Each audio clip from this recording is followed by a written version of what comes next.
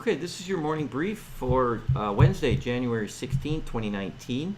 The Brexit vote failed last night in the House of Commons in Britain, or I should say the UK to be technically correct. That's not good for Theresa May's government. She could easily lose the next election.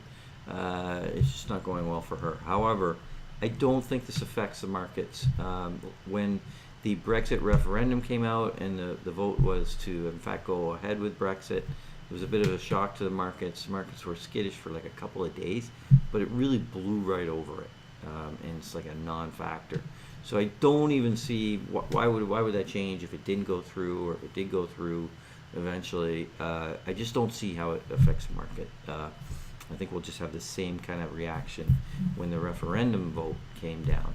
So I just don't see it as a material thing. I would not change anything in my trading based on this.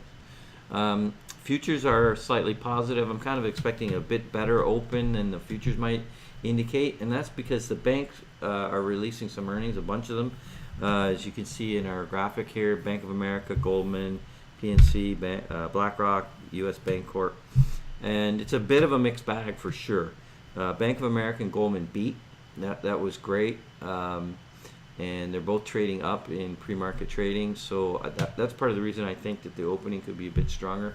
If you get some leadership in the banks, that's when the markets really take off.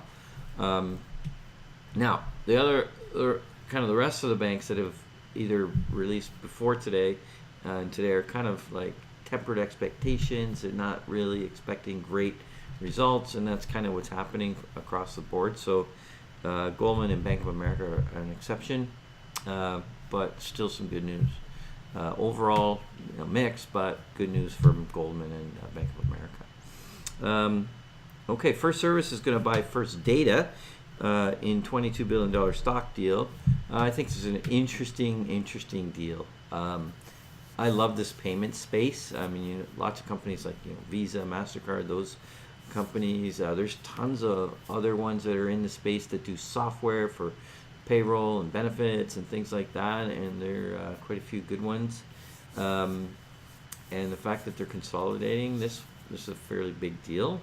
Very interesting. In fact, coincidentally, just last night we released a video on a payments company, and for more information on that and for information on many companies, please go to video.fsavaluation.com. We've posted well over 100 different stock videos and ideas in all different sectors. So we're quite pleased with our progress on that, and please go have a look at video.fsavaluation.com.